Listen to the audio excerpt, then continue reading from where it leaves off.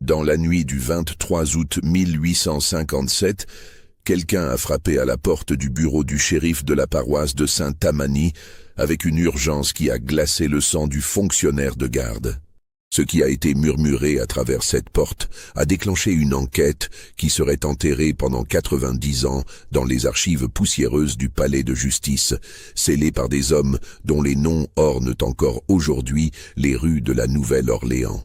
Avant de continuer, si cette histoire vous intrigue déjà, abonnez-vous à cette chaîne et dites-moi dans les commentaires de quelle ville vous nous écoutez. Maintenant, plongeons dans les ténèbres de cette nuit d'août qui a ébranlé les fondations d'une des familles les plus puissantes du Sud américain. La Louisiane, de 1857, était un État déchiré entre deux mondes. D'un côté, les salons élégants de la Nouvelle-Orléans brillaient de lustres en cristal importés de France, où les dames en crinoline discutaient de poésie romantique et de la dernière mode parisienne. De l'autre, dans les plantations qui s'étendaient le long du fleuve Mississippi comme des royaumes féodaux, régnait un système d'exploitation humaine d'une brutalité qui défie l'imagination moderne. La paroisse de Saint-Tammany, située au nord du lac Pontchartrain, était connue pour ses vastes domaines agricoles où le coton et la canne à sucre enrichissaient une poignée de familles dont l'influence s'étendait jusqu'au couloir du Capitole à Washington. Parmi ces dynasties, aucune n'était plus respectée, plus crainte que la famille Caldwell. Le sénateur Nathaniel Caldwell était un homme dont la présence commandait le respect immédiat. À 52 ans, ses tempes grises et sa stature imposante en faisaient l'incarnation même du gentleman sudiste. Élu au Sénat des États-Unis en 1853, il était considéré comme l'une des voix les plus éloquentes en faveur des droits des États, un défenseur passionné de ce qu'il appelait pudiquement l'institution particulière du Sud. Ses discours enflammés résonnaient dans les chambres législatives et sa plantation, Belhaven, était réputée comme l'une des plus prospères et des mieux gérées de toute la Louisiane. Belhaven s'étendait sur plus de 3000 acres de terre fertile. La demeure principale, une construction majestueuse de style néo-grec, avec ses colonnes blanches et ses balcons en fer forgé, dominait une allée bordée de chênes centenaires drapés de mousse espagnole. Derrière cette façade de splendeur et d'ordre, plus de 230 personnes vivaient et travaillaient, dans des conditions qui variaient selon leur position dans la hiérarchie complexe de la plantation. Les esclaves domestiques, une vingtaine environ, vivaient dans des quartiers attenants à la maison principale. Ils portaient des uniformes propres, mangeaient les restes de la table du maître et jouissaient d'un statut privilégié qui les séparait irrémédiablement de leurs frères et sœurs des champs. Ces derniers, la vaste majorité, habitaient dans ce qu'on appelait les quartiers, une série de cabanes en bois brut disposées en rangées strictes à près d'un demi-mile de la grande maison, suffisamment loin pour que les cris et les pleurs ne perturbent pas la tranquillité des maîtres. C'est dans ce monde rigidement structuré, où chaque personne connaissait sa place et où les transgressions des frontières sociales étaient punies avec une sévérité impitoyable, que vivait Catherine Caldwell, née Beaumont, épouse du sénateur et maîtresse de Belhaven. Catherine était une énigme pour la société qui l'entourait. À 38 ans, elle possédait encore la beauté délicate qui avait captivé le jeune Nathaniel lors d'un bal à la Nouvelle-Orléans 20 ans auparavant. Mais au fil des années, quelque chose s'était éteint dans ses yeux bleus. Les dames de la paroisse murmuraient qu'elle souffrait de mélancolie, cette maladie mystérieuse qui affligeait les femmes sensibles. Elle passait de longues heures dans sa chambre, refusant parfois de descendre pour les repas, et avait développé l'habitude troublante de promenades nocturnes dans les jardins de la propriété. Le docteur Pemberton, le médecin de famille, avait prescrit du laudanum pour ses nerfs, comme on disait à l'époque. Mais le laudanum, cette teinture d'opium si répandue dans les armoires à pharmacie victorienne, n'avait fait qu'aggraver ses états d'absence et ses comportements erratiques. Le sénateur, préoccupé par sa carrière politique et ses affaires, confiait la surveillance de son épouse à sa sœur, Eugénie, une femme austère qui résidait à Belhaven depuis le décès de son propre mari. Les esclaves de la maison parlaient à voix basse de Madame Catherine. Certains disaient qu'elle était possédée par des esprits tourmentés. D'autres, plus pragmatiques, pensaient simplement qu'elle était devenue folle de solitude et de désespoir dans cette grande maison où l'amour était une denrée plus rare que l'or.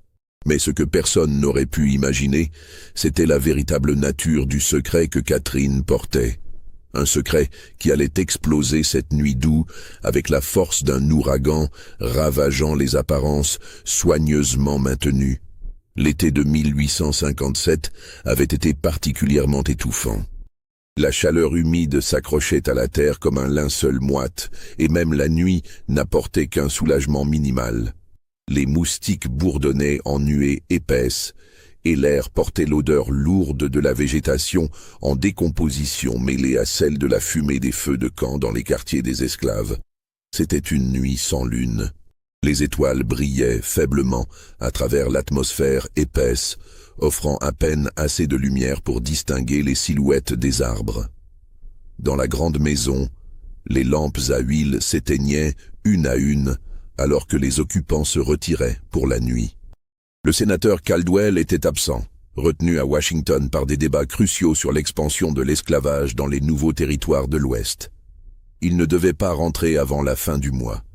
Ce fut Josiah, le contremaître principal de Belhaven, qui déclencha la chaîne d'événements qui allait mener à la catastrophe. Josiah était un homme de couleur libre, une situation rare mais non unique dans la Louisiane antebellum. Son père avait acheté sa liberté 30 ans auparavant, et Josiah avait gravi les échelons pour devenir l'homme de confiance du sénateur Caldwell, responsable de la surveillance des opérations quotidiennes de la plantation en l'absence du maître. Cette position faisait de lui un personnage détesté par beaucoup. Les esclaves le craignaient pour sa main ferme et son refus de tolérer le moindre manquement à la discipline. Les Blancs pauvres de la région le méprisaient comme un traître à sa race, un homme qui avait vendu son âme pour un semblant de pouvoir. Mais Josiah se souciait peu de ses opinions. Il avait une femme et 3 enfants à nourrir, et dans le monde impitoyable de la Louisiane esclavagiste, il avait appris que la survie exigeait des compromis douloureux. Cette nuit-là, Josiah faisait sa ronde habituelle.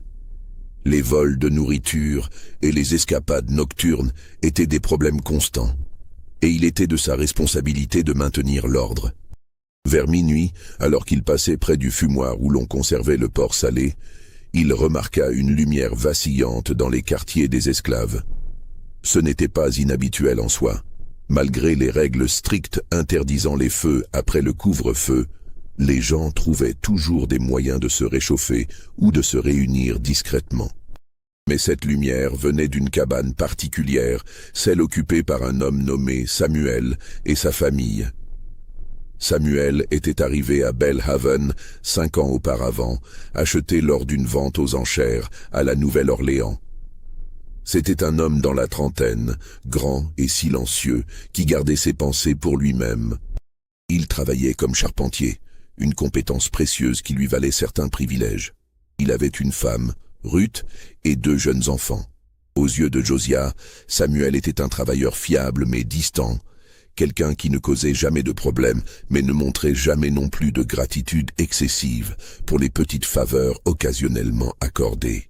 Josiah s'approcha silencieusement de la cabane de Samuel, ses bottes craquant à peine sur le sol sec. À travers les fentes dans les planches de bois brut, il pouvait voir l'intérieur faiblement éclairé par une bougie. Ce qu'il vit le figea sur place.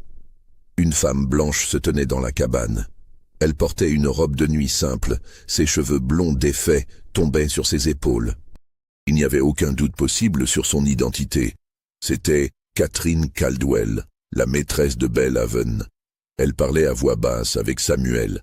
Josiah ne pouvait pas entendre les mots, mais l'intimité de la scène était indéniable. Ruth, la femme de Samuel, se tenait dans un coin sombre avec les enfants, observant en silence. Catherine tenait quelque chose dans ses mains, quelque chose qu'elle tendait à Samuel. Le sang de Josiah se glaça. Il comprenait immédiatement les implications catastrophiques de ce qu'il voyait. Une femme blanche de la haute société, l'épouse d'un sénateur, seul avec un esclave noir dans sa cabane au milieu de la nuit. Dans le sud de 1857, une telle transgression ne pouvait signifier qu'une seule chose dans l'esprit des gens, et les conséquences seraient terrifiantes. Josiah se retira aussi silencieusement qu'il était venu, son esprit en tumulte. Il savait qu'il devait agir, mais chaque option qui s'offrait à lui était empoisonnée. S'il gardait le silence et que quelqu'un d'autre découvrait la situation, il serait accusé de complicité. S'il révélait ce qu'il avait vu, il déclencherait une tempête qui détruirait des vies, y compris peut-être la sienne. Pendant 1 heure, Josiah marcha dans l'obscurité, déchiré par l'indécision.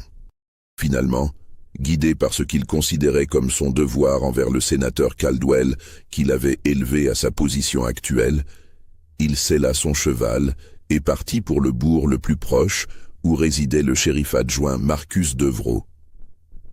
Deveraux était un homme dans la quarantaine, le visage marqué par la variole et les abus d'alcool. Il avait été réveillé par les coups insistants de Josiah à sa porte et avait écouté le rapport avec une expression qui passait de l'incrédulité à l'horreur. Après avoir fait jurer à Josiah de garder le silence absolu, Deveraux avait immédiatement envoyé un message au shérif principal, Harrison Whitfield, qui résidait plus loin dans la paroisse. À l'aube, 3 hommes se dirigeaient vers Belhaven. Le shérif Whitfield, son adjoint Deveraux, et le juge Cornelius Hayes, un ami proche du sénateur Caldwell qui avait insisté pour les accompagner dès qu'il avait eu vent de la situation. C'était une délégation inhabituelle pour ce qui aurait normalement été une affaire simple. Mais tous comprenaient que rien de simple n'existait dans cette situation explosive. Ce qui s'est passé ensuite à Belhaven ce matin-là reste l'objet de versions contradictoires.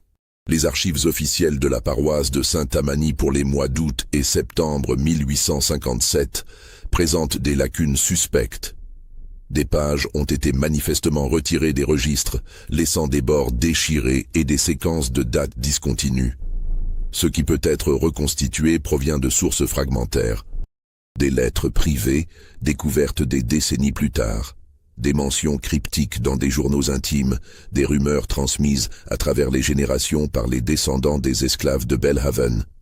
Selon le témoignage ultérieur d'une esclave domestique nommée Anna, les 3 hommes sont arrivés à la grande maison, alors que le soleil commençait tout juste à chasser l'humidité nocturne. Eugénie, la sœur du sénateur, les a reçus dans le salon, son visage aussi blanc que le plâtre des murs. On l'a envoyé chercher Catherine, qui est descendue 1 demi-heure plus tard, vêtue d'une robe du matin parfaitement correcte, ses cheveux soigneusement arrangés, comme si de rien n'était. L'entretien a duré plus de 2 heures. Les portes du salon étaient fermées. Mais Anna, qui avait été postée dans le couloir pour servir du café, a entendu des bribes de la conversation à travers le bois épais. La voix du juge Hayes, d'habitude si posée, était tendue et urgente. Celle de Catherine restait étrangement calme, presque détachée. « Vous ne comprenez pas ce que vous avez fait », aurait dit le shérif Whitfield à un moment. « Vous ne pouvez pas comprendre. » La réponse de Catherine, si Anna l'a rapportée correctement, fut déconcertante. « Je comprends parfaitement. C'est vous qui refusez de voir. » Pendant ce temps, dans les quartiers des esclaves, une autre scène se déroulait. Josiah, accompagné de 2 contremaîtres blancs recrutés hâtivement parmi les plantations voisines, avait été chargé d'arrêter Samuel. Ils ont trouvé la cabane vide. Samuel, Ruth et leurs 2 enfants avaient disparu. Cette disparition a déclenché une panique immédiate. Dans la Louisiane de l'époque, un esclave fugitif n'était pas seulement une perte économique, c'était un acte de rébellion qui menaçait l'ordre social tout entier. Des patrouilles de vigiles, ces groupes de blancs armés autorisés à contrôler les mouvements des Noirs libres et esclaves, ont été mobilisés. Des chiens ont été amenés de plantations voisines. La chasse était lancée, mais Samuel ne fut jamais retrouvé, ni Ruth, ni leurs enfants. C'était comme s'ils avaient été avalés par les marécages qui bordaient la propriété, ces étendues dangereuses d'eau stagnante et de végétation épaisse, où même les chasseurs les plus expérimentés osaient rarement s'aventurer. Les jours qui suivirent furent marqués par une tension presque palpable à Belhaven et dans toute la paroisse. Les esclaves murmuraient entre eux, les regards échangés portaient des significations secrètes. Les Blancs, de leur côté, parlaient à voix basse dans les magasins généraux et les saloons, des conversations qui s'interrompaient brusquement quand un étranger approchait. Catherine fut confinée dans ses appartements, officiellement pour des raisons de santé. Le docteur Pemberton venait quotidiennement et les doses de laudanum augmentaient. Eugénie montait la garde comme un geôlier vigilant, s'assurant qu'aucun visiteur non autorisé n'approchait la maîtresse de maison déchue. Le sénateur Caldwell fut informé par télégramme urgent. Les mots étaient choisis avec soin. Affaire familiale délicate requiert votre retour immédiat. Situation sous contrôle, mais présence nécessaire. Il arriva à Belhaven 6 jours après l'incident, son visage un masque de granit. Ce qui se passa lors de sa rencontre avec Catherine n'a jamais été divulgué publiquement, mais Anna, toujours attentive derrière les portes, a rapporté avoir entendu des cris, des pleurs, puis un silence de mort qui dura des heures. Si vous sentez déjà un frisson vous parcourir l'échine, likez cette vidéo et dites-moi dans les commentaires ce que vous pensez qu'il s'est vraiment passé cette nuit-là. Les secrets les plus sombres sont souvent cachés derrière les façades les plus respectables. Dans les semaines qui suivirent le retour du sénateur, Belhaven devint une forteresse de silence. Les rares visiteurs étaient poliment mais fermement découragés. Les invitations sociales étaient déclinées avec des excuses vagues sur la santé de Madame Caldwell. Même le courrier semblait être soigneusement filtré avant d'atteindre ses destinataires. Mais les rumeurs, comme des mauvaises herbes résistantes, trouvaient toujours un moyen de se propager. Dans les salons de la Nouvelle-Orléans, les dames parlaient derrière leurs éventails. Dans les clubs pour gentlemen où les planteurs se réunissaient pour fumer des cigares et discuter politique, des allusions cryptiques étaient faites, immédiatement suivies de changements de sujets calculés. Le révérend Tobias Archer, pasteur de l'église baptiste que fréquentait la famille Caldwell, devint un visiteur régulier de Belhaven. Un homme dans la soixantaine, avec une barbe blanche et des yeux qui semblaient avoir vu trop de péchés humains. Il passait de longues heures enfermé avec Catherine. Selon certains récits, il tentait de sauver son âme par la prière et la pénitence. Selon d'autres, plus cyniques, il négociait les termes du silence qui protégeraient à la fois la réputation de la famille et l'autorité morale de l'Église. C'est à cette époque qu'apparut dans les registres un document extraordinaire. Un certificat signé par 3 médecins respectés de la Nouvelle-Orléans, déclarant que Catherine Caldwell souffrait d'une aliénation mentale temporaire induite par l'usage excessif de substances médicinales et qu'elle nécessitait un traitement dans un environnement contrôlé. L'asile auquel elle fut confiée n'était pas l'une de ces institutions publiques surpeuplées où les malades mentaux étaient traités comme des animaux. C'était une maison privée discrète, située dans la paroisse voisine de Washington, gérée par un certain docteur Aldrich Fontaine, un aliéniste qui avait étudié en France et qui se spécialisait dans le traitement de patients de la haute société souffrant de divers troubles nerveux. La maison Fontaine, comme on l'appelait, était une grande demeure coloniale entourée de jardins soignés, ressemblant plus à un hôtel élégant qu'à un asile. Ces patients, jamais plus de 10 à la fois, payaient des sommes considérables pour un traitement qui combinait repos, isolement, hydrothérapie et diverses médications. Les familles appréciaient surtout la discrétion absolue que garantissait le docteur Fontaine. Aucun nom n'était jamais révélé, aucun visiteur non autorisé n'était admis, et les dossiers médicaux étaient détruits après le départ du patient. Catherine y fut installée à la fin septembre 1857. Elle devait y rester, selon les documents disponibles, pour une période indéfinie. Le sénateur retourna à Washington, reprenant ses fonctions comme si de rien n'était. Lors des sessions du Sénat, il prononça plusieurs discours passionnés sur la préservation du mode de vie du Sud, la nécessité de maintenir l'ordre social, et les dangers des idées abolitionnistes qui menaçaient de détruire la civilisation elle-même. À Belhaven, la vie reprenait sa routine apparente. Eugénie assumait désormais ouvertement les fonctions de maîtresse de maison. Les esclaves continuaient leur labeur quotidien dans les champs de coton. Le contremaître Josiah maintenait la discipline avec sa fermeté habituelle. Mais certains disaient qu'il avait vieilli de 10 ans en quelques semaines, ses cheveux devenant prématurément gris.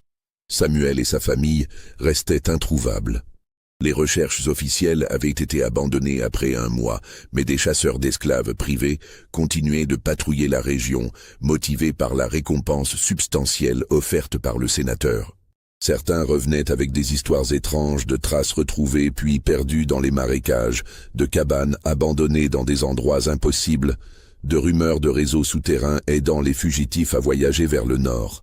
C'est dans ce climat de tension refoulée qu'un événement nouveau vint troubler la paix précaire. En novembre, un jeune avocat de la Nouvelle-Orléans nommé Étienne Rousseau commença à poser des questions embarrassantes.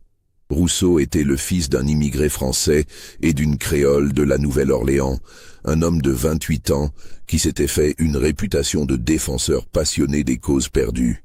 Il avait représenté des gens de couleur libre dans des disputes de propriété, des mulâtresses réclamant la liberté de leurs enfants, et même, de manière controversée, quelques esclaves accusés de crimes qui auraient normalement abouti à des exécutions sommaires. Ce qui avait attiré son attention sur l'affaire Caldwell reste obscur. Certains disent qu'il avait été contacté par un membre de la famille de Samuel, un frère qui vivait comme homme libre à la Nouvelle-Orléans. D'autres prétendent qu'il avait entendu des rumeurs et avait décidé d'enquêter de sa propre initiative, motivé par un sens de la justice qui frisait l'obsession. Rousseau commença à interviewer des gens. Il parla à des esclaves qui avaient travaillé à Belhaven, payant de petites sommes pour leurs témoignages. Il interrogea des commerçants qui fournissaient la plantation, des médecins qui avaient visité la propriété, même des voisins qui avaient remarqué des allées et venues inhabituelles cette nuit d'août fatidique. Ce qu'il découvrit, ou crut découvrir, l'amena à rédiger un document extraordinaire. C'était un mémoire juridique de 43 pages, méticuleusement argumenté, dans lequel il présentait une théorie alternative des événements de cette nuit. Selon Rousseau, Catherine Caldwell n'avait pas commis d'actes scandaleux. Au contraire, elle avait découvert quelque chose de bien plus terrible, quelque chose que des hommes puissants avaient tout intérêt à cacher. Le mémoire ne fut jamais publié officiellement. Rousseau tenta de le présenter devant un juge, mais sa requête fut rejetée pour des raisons de procédure. Il tenta ensuite de le faire publier dans un journal, mais aucun éditeur n'accepta de prendre le risque. Une copie fut envoyée à des membres du Congrès sympathiques à la cause abolitionniste, mais elle disparut mystérieusement en route. En décembre 1857, Étienne Rousseau quitta brusquement la Nouvelle-Orléans. Selon sa logeuse, il était parti précipitamment au milieu de la nuit, laissant derrière lui ses affaires personnelles. Certains disaient qu'il avait reçu des menaces et avait fui vers le nord. D'autres murmuraient qu'il avait été payé pour son silence et avait pris l'argent pour recommencer une vie ailleurs. Une rumeur plus sombre suggérait qu'il avait rencontré un sort plus définitif, son corps alimentant les alligators dans quelques bayous isolés. Sa disparition marqua la fin des investigations publiques sur l'affaire Caldwell. Le silence se referma comme une tombe. L'hiver de 1857 à 1858 fut inhabituellement froid pour la Louisiane. Le gel tua une partie des cultures et une vague de fièvre typhoïde balaya la région, emportant les vieux et les jeunes avec une impartialité cruelle. À Belhaven, 5 esclaves moururent de la maladie. Parmi eux, Anna, la servante domestique, qui avait tant vu et entendu. Avant sa mort, délirante de fièvre, Anna aurait confié certaines choses à sa fille, une jeune femme nommée Célia. Ces confidences, transmises ensuite de génération en génération dans la famille, offraient un aperçu troublant de ce qui se passait vraiment derrière les murs de la grande maison. Selon Hannah, Catherine Caldwell n'avait pas simplement perdu l'esprit.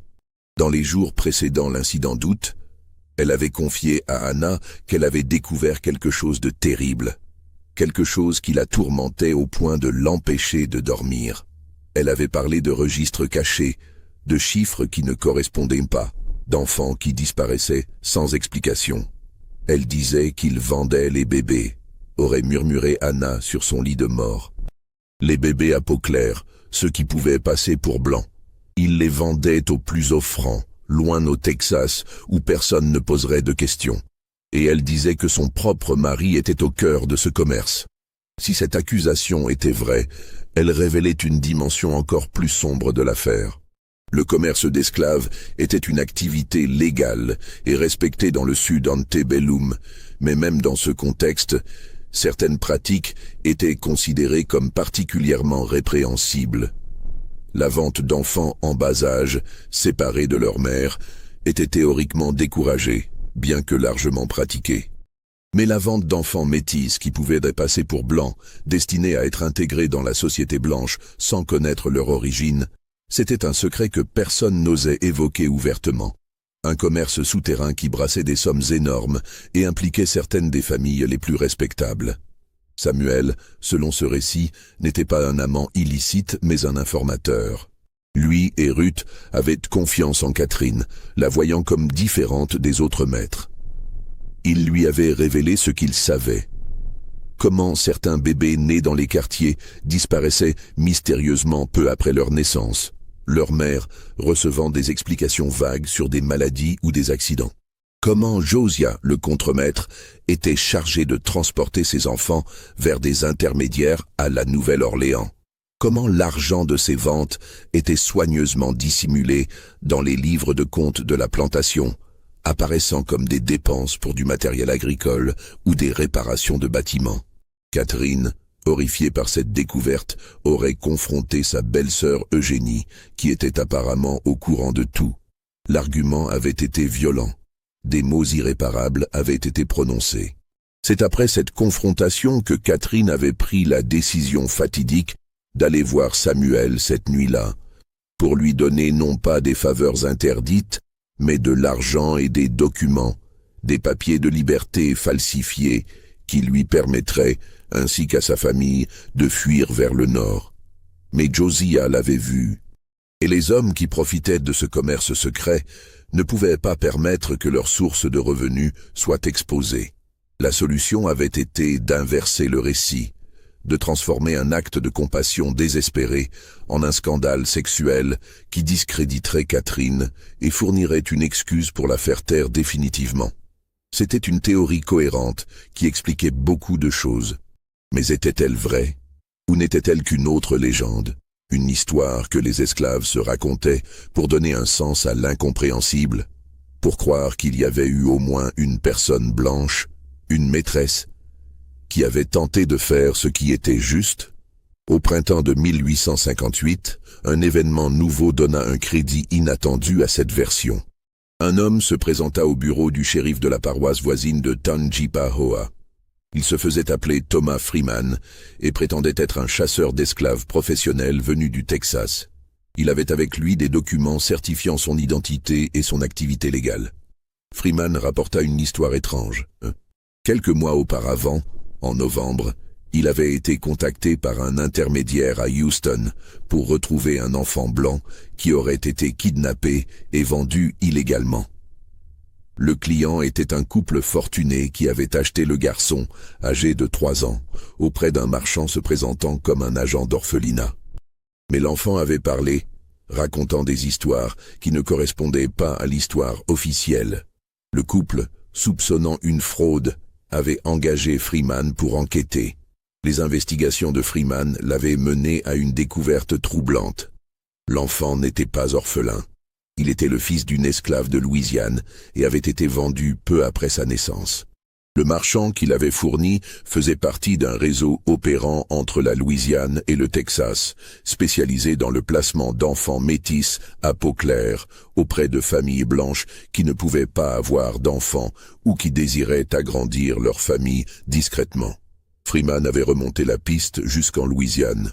Des noms avaient été mentionnés, des plantations identifiées. Belhaven figurait parmi elles. Ce que Freeman cherchait maintenant, disait-il au shérif de Tangipahoa, c'était une coopération officielle pour démanteler ce réseau. Il avait des preuves, des témoignages, des reçus de transactions. Il était prêt à témoigner devant un tribunal. Le shérif de Tangipahoa, un homme nommé Beauregard Chastain, écouta poliment, prit des notes et promit de transmettre l'information aux autorités appropriées. 2 jours plus tard, Thomas Freeman fut trouvé mort dans sa chambre d'hôtel. La cause officielle de la mort fut listée comme défaillance cardiaque. Ses documents et preuves avaient disparu. L'enquête sur sa mort fut brève et peu concluante. Personne ne fut accusé. Le corps de Freeman fut enterré rapidement dans le cimetière local, sa tombe marquée seulement par une croix en bois simple sans nom. Avec lui furent enterrées les preuves qu'il avait rassemblées. Mais certains détails de son histoire avaient filtré avant sa mort. Des gens avaient parlé. Des rumeurs circulaient maintenant dans toute la région, reliant l'affaire Caldwell à ce réseau de trafic d'enfants. Les hommes puissants impliqués commençaient à s'inquiéter. C'est à ce moment que le sénateur Caldwell prit une décision radicale. En avril 1858, il annonça qu'il ne se représenterait pas pour un nouveau mandat. Pour des raisons de santé, disait-il, et pour s'occuper d'affaires familiales urgentes. C'était un choc pour ses partisans politiques, mais ceux qui le connaissaient bien n'étaient pas surpris. Ils avaient vu les rides nouvelles sur son visage, la tension dans ses épaules, la façon dont ses mains tremblaient quand il pensait que personne ne regardait. En mai, Belhaven fut mise en vente. L'annonce dans les journaux de la Nouvelle-Orléans décrivait une magnifique propriété avec des bâtiments en excellent état, des terres fertiles et un cheptel complet d'excellents travailleurs. Le prix demandé était élevé, mais raisonnable pour une plantation de cette taille et de cette réputation. Les enchères attirèrent plusieurs acheteurs potentiels. Mais à mesure que les détails de l'affaire Caldwell circulaient sous forme de rumeurs et d'insinuations, l'intérêt diminua. Certains acheteurs se retirèrent sans explication. D'autres présentèrent des offres bien inférieures au prix demandé. Finalement, en août 1858, exactement 1 an après l'incident fatidique, Belhaven fut vendu à un consortium d'investisseurs de Charleston, en Caroline du Sud. Le prix final resta confidentiel, mais les experts estimaient qu'il était probablement la moitié de la valeur réelle de la propriété. Le sénateur Caldwell et sa sœur Eugénie quittèrent la Louisiane peu après, s'installant discrètement en Virginie où le sénateur avait des connexions familiales. Catherine restait à la maison Fontaine, officiellement toujours en traitement pour ses troubles nerveux. Les esclaves de Belhaven furent pour la plupart vendus avec la propriété, transférés en bloc aux nouveaux propriétaires. Josiah, le contremaître, reçut sa liberté complète et une somme d'argent considérable, suffisante pour acheter une petite propriété dans le Mississippi, où il disparut de l'histoire enregistrée. Beaucoup y virent le prix de son silence. La véritable révélation de ce qui s'était passé ne vint que 3 décennies plus tard, dans des circonstances aussi improbables que tragiques. En 1889, une vieille femme mourut dans un couvent de l'ordre des Sœurs de la Charité à Mobile, en Alabama. Elle avait vécu là pendant plus de 20 ans, après avoir été transférée de plusieurs autres institutions religieuses à travers le Sud. Les sœurs la connaissaient sous le nom de sœur Marie-Catherine, une pénitente qui avait pris les vœux tard dans la vie après, disait-on, une grande tragédie personnelle. Sœur Marie-Catherine avait été une résidente silencieuse et troublée. Elle passait ses journées en prière, travaillant dans les jardins du couvent et évitant tout contact inutile avec les autres. Les sœurs remarquaient qu'elle avait une habitude étrange. Chaque soir, elle allumait une bougie à la fenêtre de sa cellule, la laissant brûler jusqu'à ce qu'elle s'éteigne naturellement. Quand on lui demandait pourquoi, elle répondait seulement « pour ceux qui se sont perdus dans l'obscurité ». Dans ces dernières années, elle souffrait de crises d'angoisse terribles qui la laissaient tremblante et en larmes. Le laudanum, sa vieille compagne, était le seul réconfort qu'elle acceptait. Sœur Marie-Thérèse, une jeune novice assignée à ses soins, remarquait que ces crises survenaient toujours aux mêmes dates. Fin août, début novembre et mi-avril. Comme si le calendrier lui-même portait des blessures invisibles qui refusaient de guérir. En juillet 1889, sœur Marie-Catherine tomba gravement malade. Une fièvre la consumait, et même le laudanum ne pouvait plus apaiser son agitation. Le médecin appelé au couvent déclara qu'elle n'avait plus que quelques jours à vivre. La mère supérieure ordonna qu'on lui administre les derniers sacrements. C'est dans cet état, entre la vie et la mort, que Catherine Caldwell commença enfin à parler. Les premières confessions vinrent par fragments, des phrases décousues, murmurées dans le délire de la fièvre. Sœur Marie-Thérèse, qui restait à son chevet nuit et jour, entendait des noms, Nathaniel, Eugénie, Samuel, Ruth. Des lieux, Belhaven, les quartiers, les marécages. Des dates, août 1857, encore et encore. Puis, lors d'une nuit particulièrement difficile, 3 jours avant sa mort, Catherine eut un moment de lucidité étonnante. Ses yeux, habituellement voilés par la douleur et les drogues, devinrent soudain clairs et intenses. Elle saisit la main de sœur Marie-Thérèse avec une force surprenante pour quelqu'un dans son état. « Il faut que quelqu'un sache », murmura-t-elle. « Il faut que la vérité survive, même si personne ne peut plus rien faire. Vous écouterez ?» Sœur Marie-Thérèse, une jeune femme de 24 ans qui n'avait jamais connu que la vie protégée du couvent, hocha la tête, ne sachant pas à quoi elle s'engageait. Ce qui suivit fut une confession qui dura plusieurs heures, entrecoupée de moments où Catherine devait reprendre son souffle ou était submergée par l'émotion. Sœur Marie-Thérèse, bouleversée par ce qu'elle entendait, prit la décision inhabituelle de noter tout ce qui était dit. Elle savait que les règles du couvent décourageaient de telles pratiques, que les confessions devaient rester entre le pénitent, le confesseur et Dieu. Mais quelque chose dans l'urgence de Catherine, dans l'horreur de ce qui était révélé, la convainquit que cette histoire ne devait pas mourir avec cette femme brisée. Catherine raconta comment elle avait effectivement découvert que Belhaven était le centre d'un réseau de trafic d'enfants métis. Mais les détails qu'elle donna étaient plus précis et plus terrifiants que tout ce que les rumeurs avaient jamais suggéré. Le commerce, expliqua-t-elle, avait commencé presque 10 ans avant l'incident d'août 1857. Son mari, Nathaniel, toujours à la recherche de moyens d'augmenter les revenus de la plantation, avait été approché par un homme nommé Cornelius Thatcher lors d'un voyage à la Nouvelle-Orléans. Thatcher était ce qu'on appelait poliment un courtier en placement privé, un euphémisme pour quelqu'un qui facilitait des transactions que les partis préféraient garder secrètes. Thatcher avait expliqué qu'il y avait une demande croissante parmi les familles blanches fortunées, particulièrement au Texas et en Arkansas, où la société était moins structurée et les questions moins posées, pour des enfants à adopter. Mais pas n'importe quels enfants. Des enfants très jeunes, des bébés si possible, qui ne garderaient aucun souvenir de leurs origines. Et surtout, des enfants à la peau claire, qui pourraient passer pour blancs sans difficulté. Le prix pour de tels enfants était extraordinaire. 3 000 $, 5 000 pour un garçon particulièrement clair de peau. Des sommes qui dépassaient de loin ce qu'un esclave adulte en pleine force pourrait rapporter. La proposition était simple. Identifier les femmes esclaves enceintes dont les enfants à naître auraient probablement la peau claire, particulièrement celles dont les pères étaient blancs, qu'ils soient des maîtres, des contremaîtres ou des visiteurs. Attendre la naissance. Si l'enfant correspondait aux critères, annoncer sa mort peu après la naissance, d'une maladie ou d'un accident. Enterrer un cercueil vide si nécessaire, et transférer discrètement le bébé vivant à Thatcher, qui s'occuperait du reste. Pour la mère, c'était présenté comme une tragédie inévitable. Dans le monde de l'esclavage où la mortalité infantile était terriblement élevée, personne ne posait trop de questions. Et même si une mère soupçonnait quelque chose, que pouvait-elle faire? Se plaindre?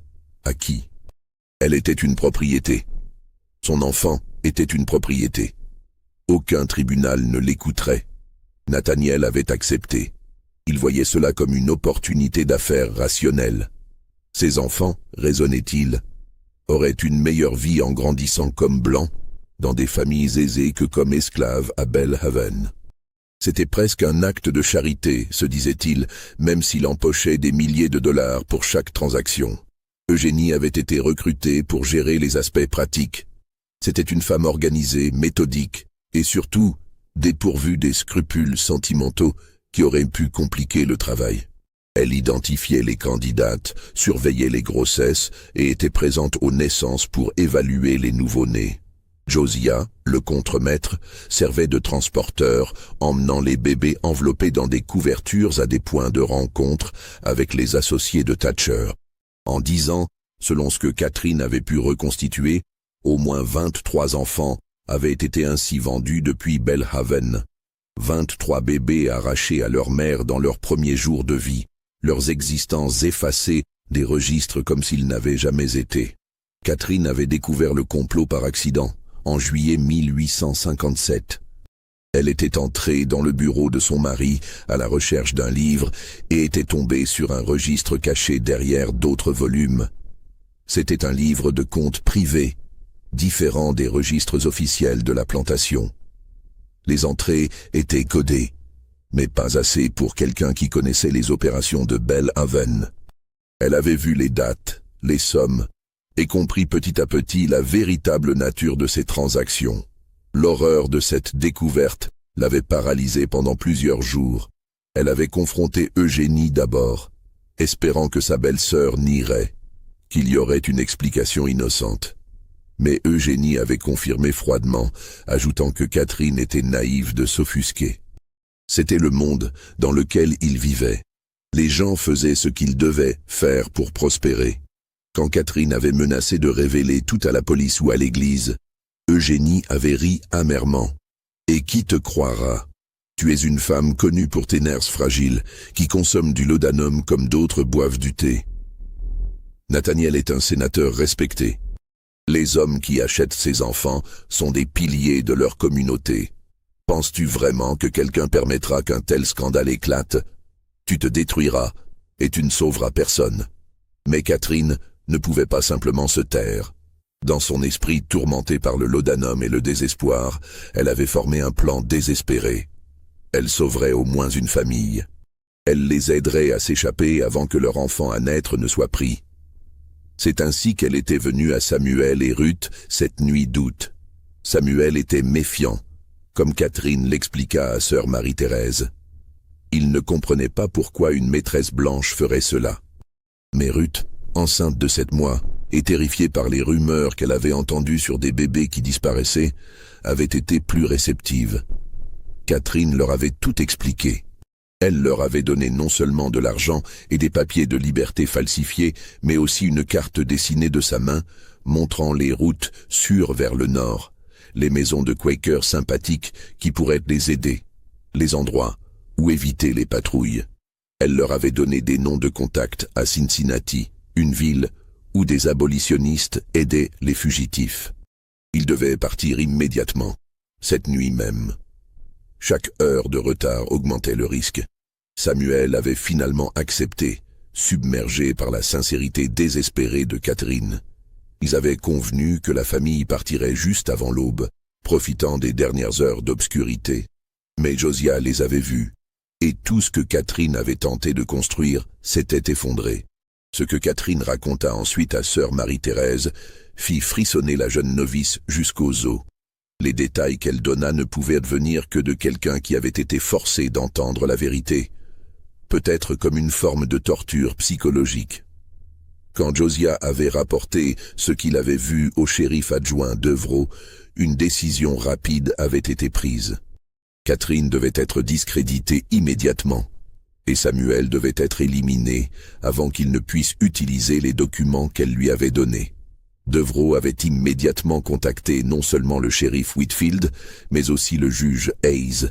Et surtout, il avait envoyé un message urgent à Eugénie. Eugénie avait agi avec une efficacité terrifiante. Avant même que le soleil ne se lève, elle avait envoyé 3 hommes au quartier des esclaves. Pas des représentants de la loi, mais des hommes qu'on appelait à l'époque des régulateurs, essentiellement des tueurs à gages employés pour gérer les situations que le système légal ne pouvait ou ne voulait pas toucher. Samuel et sa famille n'avaient jamais eu la chance de fuir. Ils avaient été pris dans leur cabane, encore endormis. Ce qui s'était passé ensuite, Catherine l'avait appris par bribes, forcée d'écouter les conversations qu'elle n'était pas censée entendre pendant qu'elle était enfermée à Belhaven avant son transfert à la Maison Fontaine. Les 4 membres de la famille avaient été emmenés profondément dans les marécages. Leurs corps avaient été lestés de pierres et immergés dans des endroits où l'eau stagnante et les alligators feraient disparaître toute trace en quelques jours. Les papiers de liberté que Catherine leur avait donnés avaient été brûlés. L'argent et les bijoux avaient été récupérés et rendus discrètement à Nathaniel lors de son retour. L'histoire de leur fuite avait été construite méticuleusement. Josiah avait découvert leur absence à l'aube, comme prévu. Les recherches avaient été menées avec suffisamment de zèle pour paraître authentiques, mais pas assez pour réellement trouver quoi que ce soit. Et toute l'affaire avait été utilisée pour renforcer le narratif que Catherine avait perdu l'esprit, qu'elle avait développé une fixation inappropriée sur un esclave, que ses nerfs fragiles et son abus de laudanum l'avaient menée à une folie dangereuse. Pendant des mois à la Maison Fontaine, Catherine avait été maintenue dans un brouillard constant de laudanum et d'autres sédatifs. Le docteur Fontaine suivait scrupuleusement les instructions de Nathaniel. Elle devait être gardée docile, confuse, incapable de former des pensées cohérentes assez longtemps pour causer des problèmes. Mais même à travers les drogues, Catherine savait. Elle savait qu'elle avait essayé de sauver une famille et les avait condamnés à la mort. Elle savait que 4 personnes innocentes étaient mortes à cause de son intervention maladroite. Cette culpabilité la rongeait avec plus d'efficacité que n'importe quelle maladie. Il y avait plus, encore. Catherine révéla à sœur Marie-Thérèse d'autres détails qu'elle avait découverts lors de son enfermement, des conversations entendues quand les gens pensaient qu'elle était trop droguée pour comprendre. Thomas Freeman, le chasseur d'esclaves qui avait enquêté sur le réseau, n'était pas mort de défaillance cardiaque, comme les registres le prétendaient.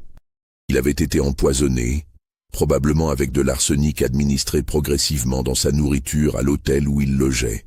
L'aubergiste avait été payé pour son silence. Le médecin qui avait signé le certificat de décès était un ami de longue date du juge Hayes. Étienne Rousseau, l'avocat qui avait tenté d'enquêter, avait effectivement reçu des menaces de mort explicites. Des hommes étaient venus à son bureau une nuit, lui avaient montré ce qui arriverait s'il continuait à poser des questions. Ils avaient été suffisamment persuasifs pour le convaincre de quitter la Louisiane immédiatement, abandonnant tout ce qu'il possédait. Et le réseau lui-même n'avait pas cessé avec l'affaire Caldwell. Il avait simplement déménagé, devenu plus discret, plus prudent. D'autres plantations avaient pris le relais. Les bébés continuaient à disparaître, remplacés dans les bras de leur mère par des petits corps sans vie ou par des histoires de maladies soudaines. Ce qui avait finalement mis fin au commerce n'était pas la justice ou la morale, mais la guerre civile. Avec l'effondrement de l'ordre esclavagiste, le réseau s'était naturellement dissous. Mais Catherine estimait que pendant les 10 années où il avait opéré activement, au moins 150 enfants avaient été vendus à travers ce système, peut-être plus. 150 âmes, murmura Catherine à sœur Marie-Thérèse, des larmes coulant sur ses joues creuses. 150 enfants qui grandissent en ne sachant jamais qui ils sont vraiment, 150 mères qui ont porté leur deuil. Et je n'ai pu en sauver aucun. J'ai seulement réussi à en faire tuer 4.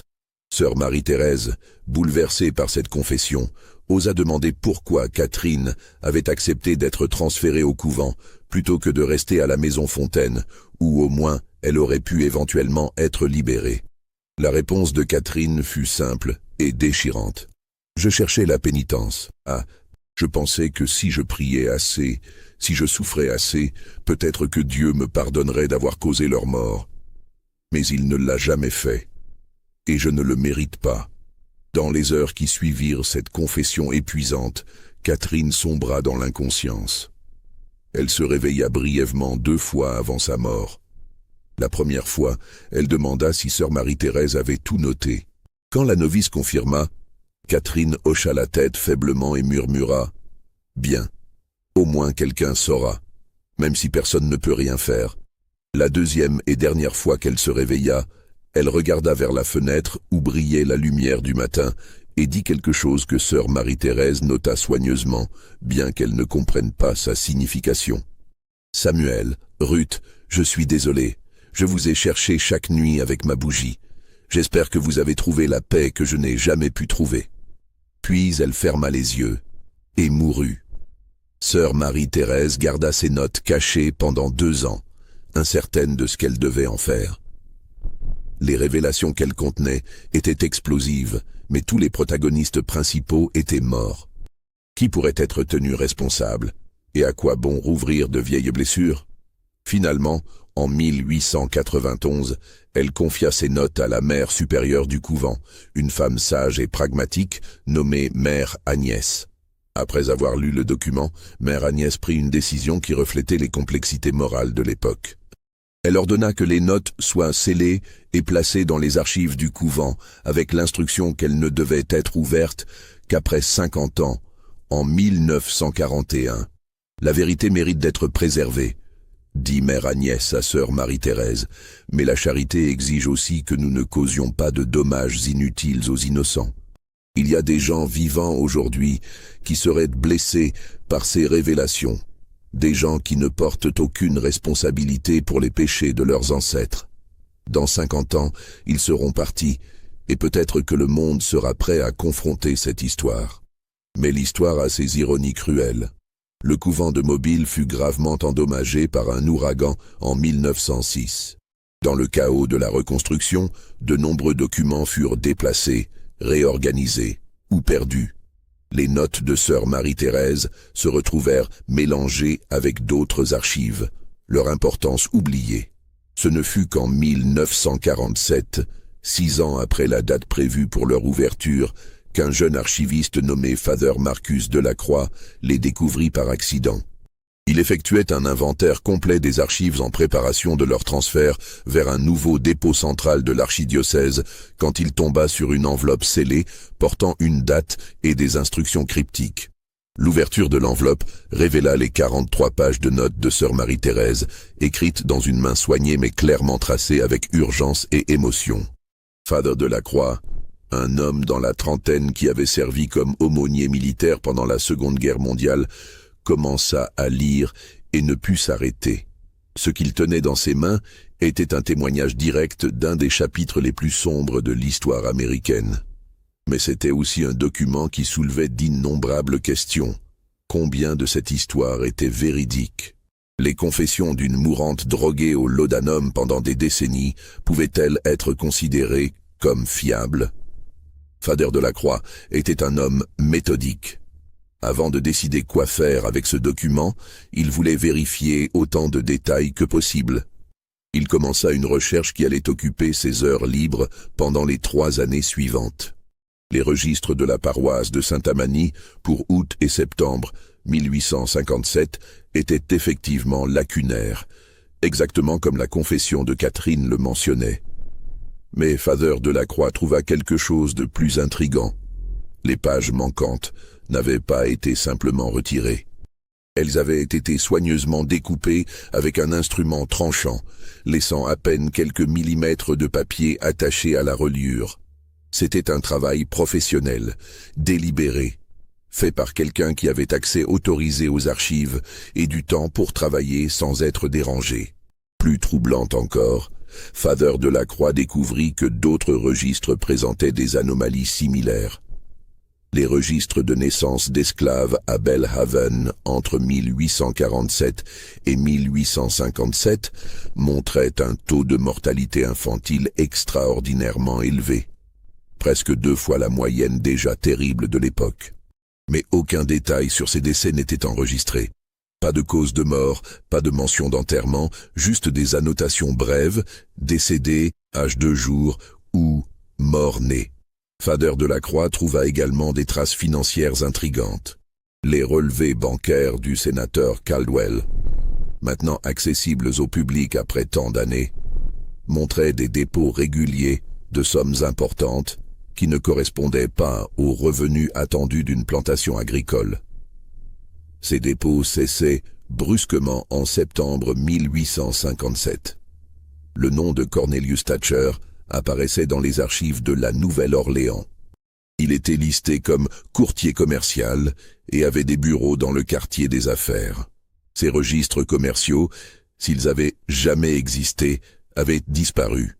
Mais Father Delacroix trouva une mention dans un journal de l'époque.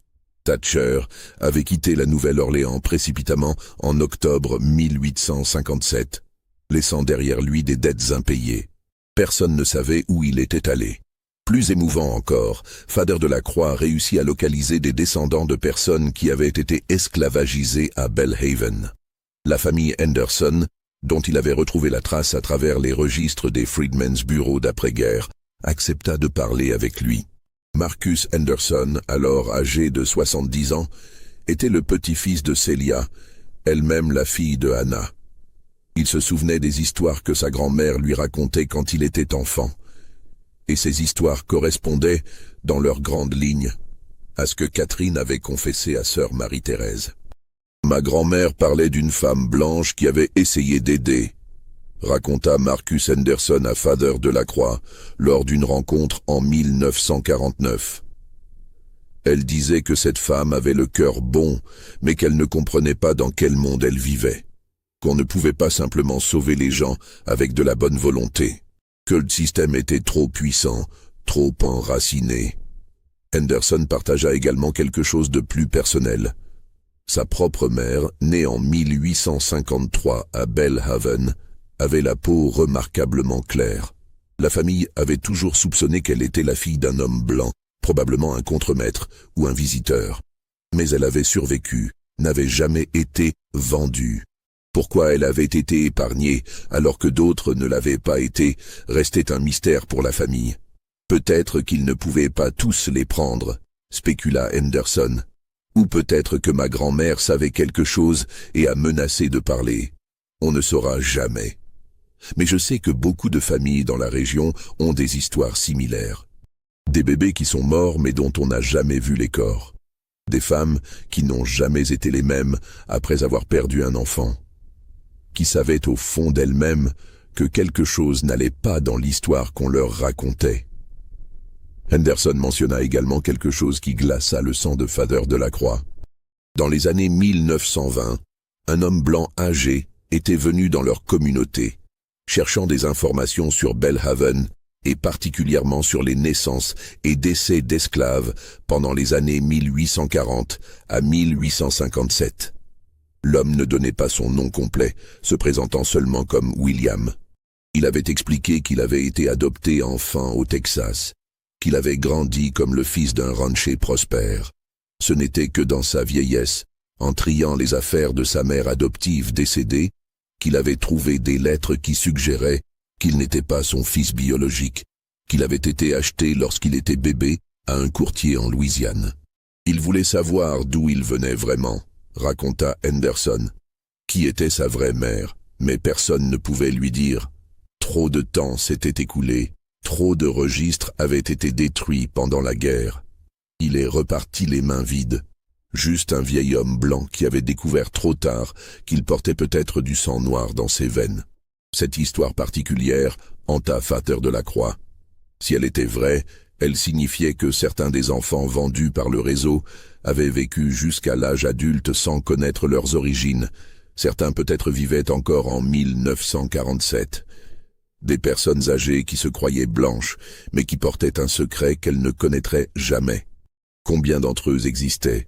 Combien de familles blanches, respectables du Sud-Ouest, avaient des racines qu'elles ignoraient complètement? C'était une question sans réponse possible, mais son existence même révélait l'absurdité cruelle du système de classification raciale qui avait gouverné le Sud pendant tant de générations. Father Delacroix rassembla toutes ses recherches dans un rapport détaillé de 120 pages. Il y incluait les notes de sœur Marie-Thérèse, ses propres investigations, les témoignages qu'il avait recueillis et des copies de tous les documents pertinents qu'il avait pu trouver. La question était maintenant, que faire de ce rapport? En 1950, Father Delacroix tenta de le faire publier. Il contacta plusieurs maisons d'édition universitaires, pensant que l'histoire méritait d'être connue comme un document historique important. Mais l'Amérique de 1950 n'était pas prête pour une telle histoire. C'était l'ère de la ségrégation toujours en vigueur dans le Sud, des lois Jim Crow, d'une société qui préférait ne pas examiner trop attentivement les péchés du passé. Un éditeur lui répondit franchement: « C'est une histoire fascinante et je ne doute pas de votre recherche méticuleuse. Mais publier ceci maintenant créerait des problèmes énormes. Il y a encore des descendants des familles impliquées qui sont des citoyens respectés. Et franchement, dans le climat racial actuel, ce type de révélation ne ferait qu'enflammer les tensions déjà dangereuses. » Un autre éditeur fut plus direct. « Qui voudrait lire cela? Les Blancs ne veulent pas se sentir coupables pour ce que leurs ancêtres ont fait. Les Noirs le savent déjà que des horreurs comme celle-ci se produisaient. Où est le marché? » Découragé mais non défait, Vathor Delacroix publia une version très abrégée de son article dans une revue académique obscure en 1951. L'article, intitulé « Un cas documenté de trafic d'enfants dans la Louisiane antebellum », présentait l'histoire de manière détachée et académique, évitant soigneusement d'utiliser de vrais noms ou des lieux précis. Il attira peu d'attention en dehors d'un cercle restreint d'historiens spécialisés. Le rapport complet de Vathor Delacroix, avec les notes originales de sœur Marie-Thérèse, fut déposé dans les archives de l'archidiocèse, avec une note indiquant qu'il devrait être rendu accessible aux chercheurs sérieux sur demande. Pendant des décennies, personne ne fit de demande. Ce ne fut qu'en 1976 que l'histoire connut un regain d'intérêt. Marcus Henderson, alors âgé de 97 ans, donna une longue interview à un chercheur en histoire orale nommé David Carmichael, qui documentait les expériences des descendants d'esclaves. Henderson parla de l'histoire de Belhaven, mentionnant l'existence du rapport de Vathor Delacroix. Carmichael, intrigué, obtint l'accès aux archives et découvrit le rapport complet. Il réalisa immédiatement l'importance historique de ce qu'il avait trouvé. Avec la permission de l'archidiocèse et de la famille Henderson, il entreprit de créer un livre basé sur le rapport de Vathor Delacroix, les témoignages d'Henderson et ses propres recherches supplémentaires. Le livre, publié en 1979 sous le titre « Children of the Transaction, Hidden Histories of the Antebellum South », causa finalement le scandale que Vathor Delacroix avait anticipé 30 ans plus tôt. Mais l'Amérique de la fin des années 1970, encore sous le choc du mouvement des droits civiques, était peut-être plus prête à confronter cette histoire. Le livre révéla non seulement le cas de Belhaven, mais documenta également plusieurs autres cas similaires que Carmichael avait découverts dans ses recherches. Il apparut que le réseau décrit par Catherine n'était pas unique. C'était une pratique plus répandue qu'on ne l'avait imaginé. Un commerce souterrain qui avait existé partout où l'esclavage avait créé des populations d'enfants métis. La révélation eut des conséquences inattendues. Plusieurs personnes âgées, principalement dans le sud-ouest, contactèrent Carmichael après avoir lu le livre. Elles partageaient des histoires similaires. Découvertes tardives qu'elles avaient été adoptées dans des circonstances mystérieuses, lettres trouvées après la mort de parents qui suggéraient des origines cachées, traits physiques qui ne correspondaient pas aux histoires familiales officielles. L'une de ces personnes était une femme de 85 ans nommée Eleanor Whitmore, vivant à Austin, Texas. Elle écrivit à Carmichael une lettre poignante dans laquelle elle expliquait qu'elle avait toujours senti qu'elle ne ressemblait pas à ses frères et sœurs, qu'il y avait quelque chose de non dit dans sa famille. Après avoir lu son livre, elle avait confronté sa nièce, qui avait finalement révélé un secret de famille. Eleanor avait été adoptée alors qu'elle était un nourrisson, acheté à un courtier qui prétendait représenter un orphelinat de Louisiane. Sa mère adoptive, incapable d'avoir des enfants, avait payé $3000 pour elle en 1854. « Je suis maintenant une vieille femme », écrivit Eleanor, « et la plupart de ma vie est derrière moi. Apprendre cela ne change rien à qui je suis ou à la vie que j'ai vécue. Mais je pense à ma vraie mère, celle qui m'a porté pendant 9 mois et qui m'a perdu quand je n'avais que quelques jours. Je pense à elle chaque jour maintenant, et je me demande si elle a pensé à moi, si elle a pleuré pour moi. Je voudrais pouvoir retourner en arrière et lui dire que j'ai eu une bonne vie, que j'ai été aimé, mais je ne saurais jamais même son nom. » Le livre de Carmichael suscita également une réaction hostile de certains descendants des familles impliquées. Bien qu'aucun nom réel n'ait été utilisé dans le rapport original de Father Delacroix ou dans le livre de Carmichael, certaines personnes reconnurent assez de détails pour identifier Belhaven et la famille Caldwell. Des menaces légales furent proférées, bien qu'aucune poursuite ne fut jamais intentée. Un descendant de Nathaniel Caldwell, un homme nommé Robert Caldwell Johnston, qui vivait en Californie et travaillait comme avocat, publia une réponse publique dans un journal. Il ne niait pas les faits essentiels, mais protestait contre ce qu'il appelait une diabolisation injuste de son ancêtre. Le sénateur Caldwell était un produit de son époque, écrivit-il. Juger les actions de personnes du XIXe siècle selon les standards moraux du XXe siècle est profondément injuste. De plus, si ces transactions ont effectivement eu lieu comme décrit, n'est-il pas vrai que les enfants impliqués ont probablement eu des vies objectivement meilleures en grandissant libres plutôt qu'esclaves? N'y a-t-il pas une certaine ironie amère dans le fait de condamner des actions qui, aussi troublantes soient-elles par leur motivation, ont en fin de compte sauvé des enfants de l'esclavage? Cette défense suscita une réponse furieuse de la part de beaucoup, particulièrement des descendants des esclaves de Belhaven. Marcus Henderson, alors âgé de 98 ans, dicta une réponse qui fut publiée dans le même journal. Monsieur Caldwell Johnston dit que les enfants volés ont eu de meilleures vies. Peut-être, mais leurs mères ont vécu des vies de chagrin sans fin, ne sachant jamais si leur bébé était vraiment mort ou s'il vivait quelque part, ne les reconnaissant jamais. Ces femmes n'étaient pas du bétail. Elles étaient des mères qui aimaient leurs enfants aussi profondément que n'importe quelle mère blanche. Voler ses enfants n'était pas de la charité, c'était de la cruauté, rendue encore plus cruelle par le profit qu'on en tirait. Le débat qui s'ensuivit dans les pages des journaux et dans les cercles académiques révéla quelque chose d'important. Même un siècle après l'abolition de l'esclavage, l'Amérique n'avait toujours pas résolu ses comptes avec cet héritage. Les blessures étaient encore à vif, les questions de responsabilité historique et de justice restaient sans réponse. Aujourd'hui, en ce 21e siècle, l'histoire de Catherine Caldwell et de Belhaven est enseignée dans certains cours d'histoire universitaire comme un exemple de cas bien documenté des dimensions cachées de l'esclavage américain. Le livre de Carmichael est considéré comme un texte important, bien que controversé. Mais pour la plupart des gens, l'histoire reste inconnue. Si vous visitez la région qui était autrefois Saint Tammany Parish, vous ne trouverez aucun marqueur commémoratif pour Belhaven. L'endroit où se trouvait la plantation est maintenant divisé entre un développement résidentiel de classe moyenne, un centre commercial et un parc public. Aucune plaque n'explique ce qui s'est passé là. Il y a eu des tentatives pour créer un tel mémorial. En 2003, un groupe de descendants d'esclaves de Belhaven, dirigé par l'arrière-petit-fils de Marcus Henderson, proposa d'ériger un monument dans le parc public avec les noms des 23 enfants documentés comme ayant été vendus par le réseau.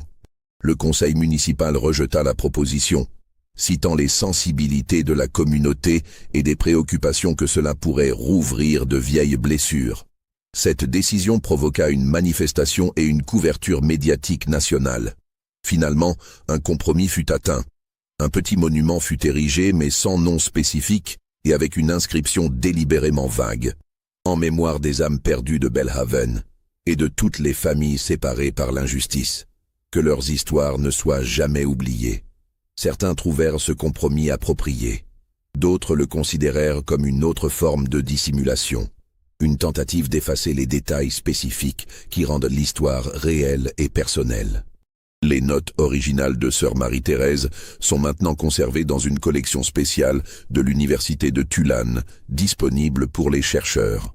Les pages jaunies et fragiles, avec leur écriture soignée datant de 1889, restent un témoignage direct d'une des confessions les plus remarquables de l'histoire américaine. Elles soulèvent toujours des questions troublantes. Combien d'enfants ont vraiment été vendus par ce réseau ?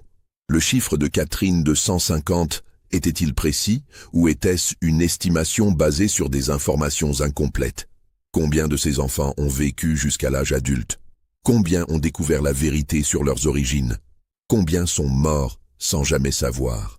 Et la question la plus troublante de toutes. Combien d'Américains vivant aujourd'hui sont les descendants de ces enfants volés, portant dans leur ADN une histoire qu'ils ne connaîtront jamais? Les généalogistes et les tests ADN modernes ont commencé à révéler des surprises pour de nombreuses familles américaines. Des personnes qui se croyaient entièrement d'ascendance européenne découvrent qu'elles ont des ancêtres africains. Des familles noires découvrent des connexions avec des planteurs blancs. L'histoire génétique de l'Amérique est infiniment plus compliquée que les catégories raciales simplistes qui ont été imposées pendant des siècles. Certains de ces cas pourraient être liés au réseau décrit par Catherine. D'autres proviennent de la triste réalité omniprésente du viol et de l'exploitation sexuelle inhérent au système esclavagiste. Mais démêler ces histoires après tant de générations est presque impossible. Ce qui reste certain, c'est l'histoire de Catherine elle-même. Une femme qui a découvert une vérité horrible, qui a essayé de faire ce qui était juste dans un système conçu pour rendre la justice impossible, qui a payé un prix terrible pour sa tentative, et qui a passé le reste de sa vie dans la pénitence pour des péchés qui n'étaient pas les siens. Son histoire nous rappelle que la complicité avec le mal ne nécessite pas toujours une participation active. Parfois, c'est simplement le silence, l'acceptation de l'inacceptable parce que le remettre en question serait trop perturbateur, trop dangereux, trop coûteux. Et elle nous rappelle également que ceux qui choisissent de parler, de résister, de tenter de faire ce qui est juste face à des systèmes oppressifs paient souvent des prix personnels dévastateurs. Catherine a tout perdu. Son mari, sa maison, sa santé mentale, sa liberté, et finalement, pendant 30 ans, sa vie elle-même. A-t-elle accompli quelque chose? Elle n'a sauvé personne. Elle a, selon sa propre perception, causé la mort de 4 personnes innocentes. Le réseau qu'elle a tenté d'exposer a continué pendant des années après son emprisonnement. On pourrait dire que son sacrifice n'a servi à rien. Mais peut-être que ce n'est pas la bonne façon de mesurer sa vie.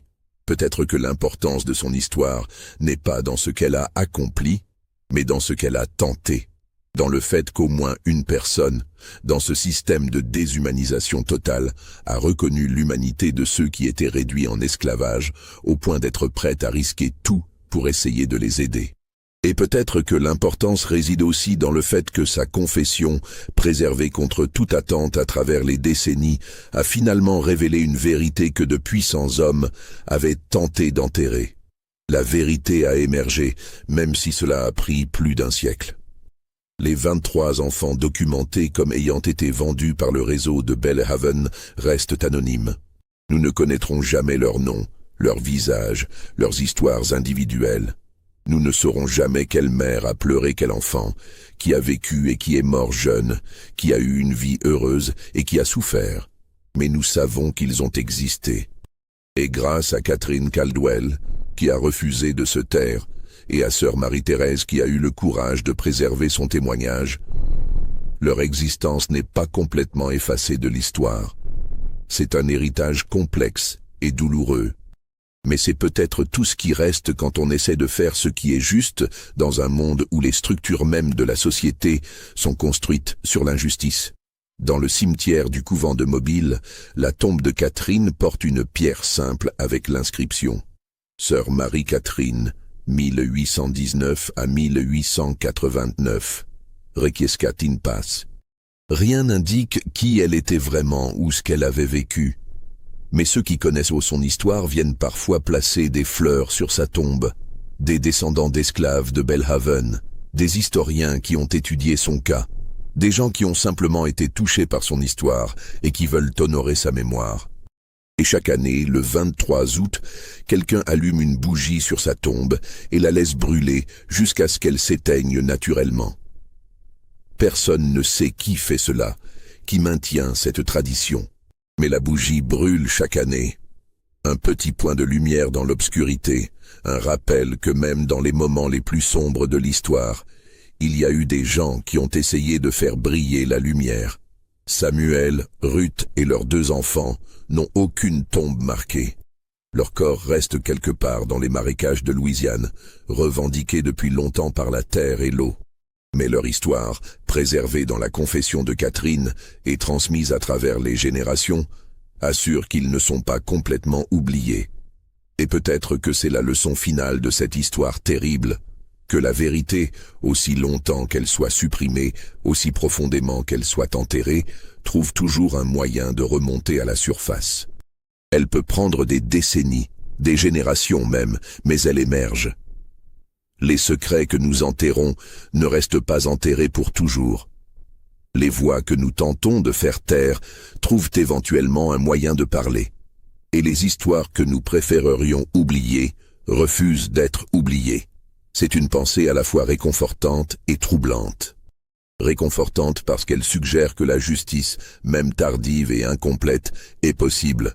Troublante parce qu'elle nous force à nous demander quels secrets enterrons-nous aujourd'hui qui seront déterrés par les générations futures. Quelle vérité refusons-nous de confronter qui nous jugeront sévèrement dans les livres d'histoire de demain? L'histoire de Catherine Caldwell et de Belhaven n'est pas seulement une histoire sur le passé. C'est aussi un miroir tendu vers le présent, nous demandant de réfléchir à nos propres complicités, nos propres silences, nos propres refus de voir ce qui est inconfortable à voir. Et c'est peut-être pour cela que son histoire continue de résonner, même maintenant, presque 2 siècles après cette nuit d'août fatidique, parce qu'elle nous rappelle que les choix moraux que nous faisons face à l'injustice définissent qui nous sommes, et que ces définitions survivent longtemps après que nous ayons disparu.